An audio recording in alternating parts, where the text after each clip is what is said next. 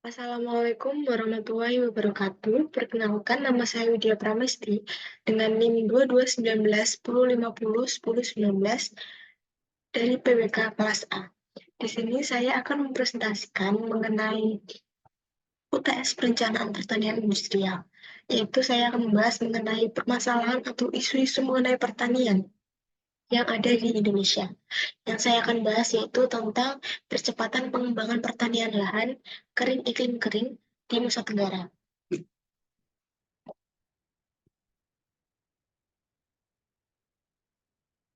Yang pertama yaitu pendahuluan. Dengan pertumbuhan populasi mencapai 1,49% tahun per tahun dan kebutuhan pangan nasional untuk 252 juta jiwa, optimalisasi lahan pertanian dan ekspansi area menjadi masalah yang krusial. Lahan pertanian subur sudah terbatas dan mayoritas yang tersisa adalah lahan suboptimal, terutama lahan kering dengan luas total 122 juta hektar, termasuk lahan kering masam dan iklim kering. Lahan kering masam banyaknya terdapat di wilayah barat Indonesia, telah dimanfaatkan untuk perkebunan, sedangkan untuk lahan kering iklim kering, terutama di wilayah timur, belum dimanfaatkan secara maksimal karena keterbatasan sumber daya air. Meski begitu, lahan tersebut memiliki potensi untuk dikembangkan sebagai komoditas pertanian, dengan sebagian besar terdapat di Nusa Tenggara Timur dan Nusa Tenggara Barat. Lahan kering beriklim kering dicirikan oleh curah hujan tahunan yang sangat rendah, kurang dari 2.000 mm per tahun. Kemudian ancaman saat ini di masa depan dalam pemanfaatan lahan kering iklim kering adalah perubahan iklim, ditandai oleh ketidakpastian curah hujan, pola hujan yang berubah, serta curah hujan musim kemarau yang semakin rendah dengan durasi yang lebih panjang. Inovasi teknologi pertanian lahan kering iklim kering dari Lembaga Penelitian Indonesia termasuk varietas toleran kekeringan, manajemen tanah dan hara, serta ternak masih perlu diuji dan diintegrasikan sesuai dengan karakteristik lokal. Kendala lain yaitu seperti rendahnya akses dan adopsi oleh masyarakat. Kemudian pada tahun 2010, Badan Litbang Pertanian mengembangkan model sistem pertanian terpadu lahan kering iklim kering atau SPT-LKIK di Kebun Percobaan Naibunat, NTT. Pada tahun 2011 sampai 2014, model ini diperluas ke 6 lokasi di NTT dan NTB dengan lahan petani seluas 5-10 hektar. Kemudian berdasarkan pengalaman 4 tahun tersebut, penyediaan air pada musim kemarau menjadi fokus utama. Eksplorasi dan eksploitasi sumber air diutamakan sebagai kegiatan awal. Pertanian di lahan kering iklim kering difokuskan pada pemanfaatan sumber daya air dengan teknologi sederhana dan murah. Penggunaan varietas unggul dan pengelolaan bahan organik in situ untuk meningkatkan produktivitas lahan, tanaman ganda, dan pendapatan petani. Kemudian selanjutnya adalah karakteristik lahan kering iklim kering. Ada 4, yaitu ada karakteristik tanah, karakteristik iklim, karakteristik penduduk, dan keragaan usaha tani tanaman pangan. Yang pertama yaitu mengenai karakteristik tanah.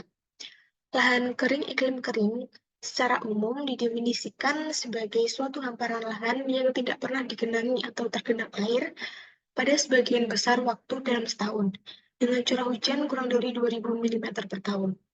Berdasarkan hasil penelitian, jenis tanah di NTT dan NTB ini berasal dari berbagai bahan induk, yaitu alluvium, batu kapur, batu karang, sedimen kapur, dan vulkanik. Untuk Provinsi NTT sendiri, bahan induk tanah yang mempunyai sebaran terluas ialah sedimen dan vulkan, yang menurunkan tanah dominan insektisol yang berasosiasi dengan alfisol dan entisol, sekitar 2,1 juta hektar. Untuk NTB sendiri, tanah dari bahan vulkan cukup dominan, sekitar 1,3 juta dengan sebaran tanah terluas insektisol dan berasosiasi dengan alfisol. molisol, dan entisol. Berdasarkan bentuk wilayah dan kelas kelarangannya, lahan di NTB dan NTT ini sebagian besar didominasi oleh lahan dengan wilayah berbukit atau lereng sekitar 15-20%, dan bergunung atau lereng lebih dari 25%. Di NTB sekitar 58,1 dari total wilayah mempunyai bentuk wilayah bergunung, sedangkan di NTT sekitar 38,1% bergunung dan 33,2% berbukit. Selanjutnya yaitu karakteristik iklim. Berdasarkan sebaran data iklim dari Balai Penelitian Agroklimat dan Hidrologi, tipe iklim di Indonesia dikelompokkan menjadi iklim basah dan iklim kering. Kemudian NTT dan NTB ini termasuk tipe iklim kering dengan curah hujan tahunan rata-rata kurang dari 2000 mm. Dari total tersebut, NTT 4,6 juta hektar, sekitar 1 juta hektar termasuk pada iklim kering, iklim sangat kering, dengan curah hujan tahunan kurang dari 1000 mm. Kemudian di NTB, sebaran tipe dan pola curah hujan lebih sedikit variasinya dibandingkan dengan di NTT. Hampir semua wilayah di NTB termasuk beriklim kering dengan curah hujan tahunan kurang dari 2000 mm dan hanya 5% yang beriklim basah. Selanjutnya yaitu karakteristik penduduk. Penduduk Provinsi NTT ini mencapai 5 juta, yang menyebar seluas 4,9 juta hektar dengan kepadatan penduduk 103 jiwa per kilometer persegi. Kemudian untuk NTB sendiri, jumlahnya hampir sama, yaitu 4,8 juta jiwa dengan NTT. Tetapi luas NTB lebih jauh kecil, sekitar 1,9 juta hektar. Oleh karena itu, NTT termasuk pada urutan ketiga terbanyak untuk jumlah penduduk miskin, setelah Papua dan Papua Barat. Sedangkan NTB berada pada urutan ketujuh. Itu berdasarkan BPS 2014. Kemudian untuk keragaan usaha tanaman pangan menurut BPS tahun 2013, luas lahan pertanian di NTB sebesar 0,6 juta hektar dan NTT sebesar 1, juta hektar. Lahan ini terbagi menjadi sawah, tegal, ladang, dan lahan yang sementara tidak diusahakan. Kemudian untuk di NTB, lahan sawah dan tegal lebih dominan, sementara NTT, lahan tegal dan lahan sementara tidak diusahakan yang lebih dominan. Untuk produktivitas tanaman pangan utama seperti padi, jagung, kedelai, kacang tanah, ubi kayu, dan ubi jalar di kedua provinsi ini umumnya masih di bawah rata-rata nasional, kecuali jagung dan juga kacang tanah di NTB. Pada kawasan lahan kering, iklim kering ini lahan umumnya hanya ditanami pada musim hujan, yaitu pada periode Desember sampai April. Setelah itu, lahan diberakan karena curah hujan yang rendah sehingga air tidak tersedia sepanjang tahun. Oleh karena itu, peningkatan indeks pertanaman dapat dilakukan melalui penyediaan air. Kemudian dari beberapa hasil penelitian menunjukkan bahwa cara konvensional dan mungkin paling ekonomis dalam mengonversi air ialah dengan melalui pemilihan tanaman yang sesuai dengan iklim setempat. Sehingga untuk daerah beriklim kering dapat dipilih tanaman yang sedikit mengonsumsi air. Pemanfaatan air dapat dihemat dengan teknologi sistem pengairan, teknologi mulsa dan pembenah tanah, serta pemilihan komoditas toleran kekeringan. Yang selanjutnya yaitu potensi. Di sini ada dua yaitu potensi lahan dan juga potensi sumber daya air. Yang potensi lahan, menurut evaluasi kesesuaian lahan dan arahan pengembangan pertanian, potensi pertanian dibagi berdasarkan ketinggian tempat, yaitu ada daratan tinggi dan juga daratan rendah, serta iklim basah dan juga iklim kering. Wilayah dataran rendah beriklim kering memiliki potensi pengembangan pertanian yang lebih luas. Di NTB, dari 2 juta hektar lahan kering, hanya sekitar 0,76 juta hektar, yaitu yang sesuai untuk pertanian. Sedangkan di NTT, Dari luas wilayah 4,5 juta hektar, sekitar 2,5 juta hektar cocok untuk pertanian. Sisanya sekitar 1,2 hektar untuk NTB dan 2 juta hektar untuk NTT tidak sesuai untuk pertanian karena berbagai faktor seperti solum dangkal, kemudian batuan di permukaan dan dalam penampang banyak, serta bentuk wilayah berbukit dan bergunung dengan lereng curam. Selanjutnya yaitu potensi sumber daya air. Sebagian besar wilayah di Nusa Tenggara memiliki iklim kering dengan curah hujan yang rendah, sehingga sumber air utamanya yaitu dari curah hujan. Namun, sumber air permukaan dan juga air tanah banyak ditemukan di beberapa lokasi dan berpotensi dikembangkan sebagai sumber air untuk pertanian. Di Desa Bawa, Kecamatan Dongo, dan juga Desa Otui, Kecamatan Merah, Kabupaten Bima, misalnya terdapat sumber air berupa air sungai yang mengalir sepanjang tahun. Pada musim penghujan, air berasal dari air hujan, dan juga pada musim kemarau, air berasal dari mata air di sepanjang sungai dan juga tebing sungai. Selain dari air sungai, potensi sumber air juga berasal dari air tanah. Dan juga di beberapa lokasi terdapat embung seperti Kupang, NTT, yaitu di Kupang 10 embung dan juga Kabupaten Kupang 66 embung. Selanjutnya yaitu mengenai permasalahan, tantangan, dan solusi. Jadi wilayah lahan kering beriklim kering ini mempunyai permasalahan dan juga tantangan yang khas dibanding dengan lahan kering beriklim basah.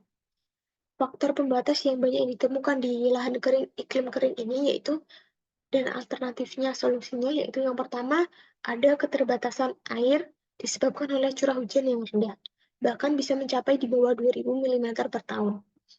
Sumber air di permukaan seperti sungai dan juga tanah masih belum dimanfaatkan secara optimal, sehingga memiliki potensi yang besar untuk dikembangkan. Dengan inovasi dan juga eksplorasi sumber air, maka diperlukan pengembangan teknologi distribusi air yang murah dan juga mudah digunakan oleh petani seperti sistem gravitasi dan tanpa bahan bakar seperti parit, bak tambung, tambren, irigasi tetes, dan lain-lain. Yang kedua adalah Balitbangtan sedang mengembangkan teknologi pengelolaan air dan desain distribusi serta instalasi berbagai jenis irigasi di berbagai lokasi. Teknologi ini telah terbukti secara signifikan meningkatkan produktivitas tanaman dan indeks pertanaman. Yang ketiga ada lahan yang berbukit dan juga bergunung dengan lereng 15-40%. Seringkali diperlukan untuk bertani tanpa alternatif lain. Penting untuk memilah lahan berdasarkan lereng dan mengembangkan inovasi teknologi seperti konversi tanah dan air serta tanaman yang sesuai dengan kelas lereng dan sumber air. Yang keempat, ada sebagian besar lahan kering iklim kering mempunyai kedalaman tanah, dangkal, dan juga berbatu. Yang kelima adalah gembala ternak di lahan usaha tani saat musim kemarau menghambat peningkatan indeks pertanaman. Petani perlu memagari lahan mereka ke pengadaan ternak dengan kandang komunal dan bank pakan untuk musim kemarau serta hijauan pakan bisa meningkatkan indeks pertanaman saat itu. Kemudian ada arah pengembangan pertanian LKIK, yaitu pembelajaran pengembangan model. Pada tahun 2010, Bali Banten memulai sistem pertanian terpadu lahan kering iklim kering di kebun percobaan Naibonat BPTP NTT dengan partisipasi unit pelaksanaan teknis Balitbangtan. Inisiatif ini berhasil meningkatkan ketersediaan air, indeks pertanaman, area tanam, dan produktivitas tanaman. Kemudian pada tahun 2011, model tersebut diperluas ke lahan petani di Desa Oebola atau Kupang NTT dan juga Desa Puncak Jeriko. Tujuan utama dari kegiatan SPT LKIK yaitu yang pertama membangun model sistem pertanian terpadu spesifik lahan kering iklim kering. Yang kedua menetapkan inovasi teknologi seperti pupuk, pengelolaan air, tanah, lahan, varietas, dan juga lain-lain. Yang ketiga ada menyusun grand design, sistem pengembangan pertanian terpadu pada lahan kering iklim kering secara nasional. Kemudian berdasarkan pengalaman pengembangan pertanian, di lahan kering iklim kering ini terdapat beberapa hal penting yang dapat dijadikan strategi untuk keberhasilan dan juga keberlanjutan. Yang pertama ada pemilihan lokasi pengembangan pertanian menjadi awal keberhasilan kegiatan, mencakup aspek teknis dan non-teknis. Kegagalan dan keberlanjutan kegiatan dapat terjadi akibat kesalahan dalam pemilihan lokasi pada tahap awal. Yang kedua ada koordinasi dan juga sinkronisasi kegiatan antara pusat dan juga daerah menjadi salah satu kunci keberhasilan program.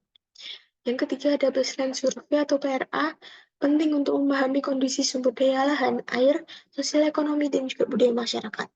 Yang keempat, untuk daerah kering, penting untuk mengidentifikasi potensi sumber air, termasuk air permukaan, dan juga sumber air menjadi kunci utama untuk keberlanjutan pertanian. Yang kelima, yaitu pemilihan komoditas yang akan dikembangkan harus sesuai dengan karakteristik lahan dan minat petani serta mempunyai nilai tambah secara ekonomis. Yang keenam adalah penyediaan inovasi teknologi berupa bibit atau benih unggul, pemupukan berimbang harus tepat waktu dan juga tepat sasaran. Kemudian yang ketujuh ada pendampingan dan juga pelatihan terkait dengan inovasi teknologi yang diintroduksikan diperlukan untuk mempercepat diseminasi teknologi sehingga dapat dimanfaatkan pengguna. Kemudian pada kesimpulan dan juga implikasi kebijakan. Yang pertama, wilayah Nusa Tenggara pada umumnya mempunyai lahan kering yang bergelombang, berbukit, dan juga bergunung, dengan tanah dangkal dan berbatu, curah hujan rendah, dan juga ketersediaan air terbatas.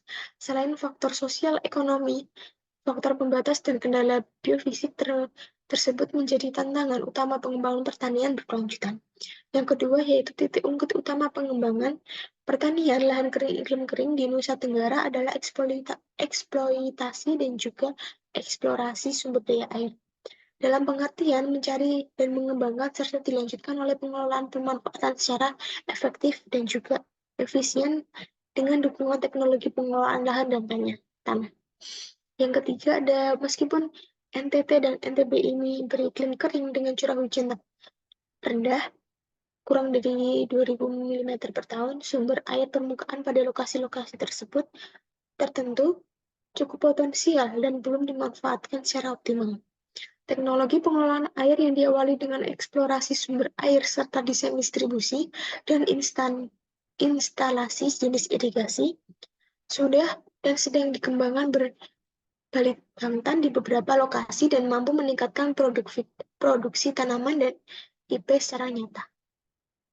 Kemudian untuk kesimpulan yang keempat, berdasarkan kelas lereng, bentuk wilayah dan juga elevasi lahan kering iklim kering di Nusa Tenggara dikelompokkan menjadi 3 klaster, yaitu ada klaster A, lereng kurang dari 15% dan juga kurang dari 200 mdpl, yang cocok untuk tanaman pangan. Kemudian untuk klaster B, yaitu sekitar lereng 15-40%, kemudian 200-70 mdpl, cocok untuk tanaman pangan, hijauan pakan, ternak, dan juga perkebunan.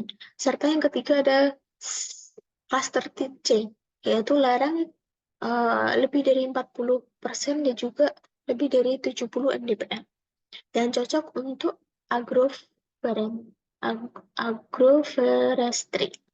Yang kelima, yaitu kesimpulannya peran pemerintah pusat dan daerah dalam penyediaan air irigasi sangat diperlukan dan merupakan kunci keberhasilan pengembangan pertanian lahan kering iklim kering di Nusa Tenggara. Cukup sekian presentasi yang dapat saya sampaikan mengenai permasalahan isu iklim kering dan lahan kering yang ada di Nusa Tenggara. Terima kasih, mohon maaf bila ada kesalahan. Wassalamualaikum warahmatullahi wabarakatuh.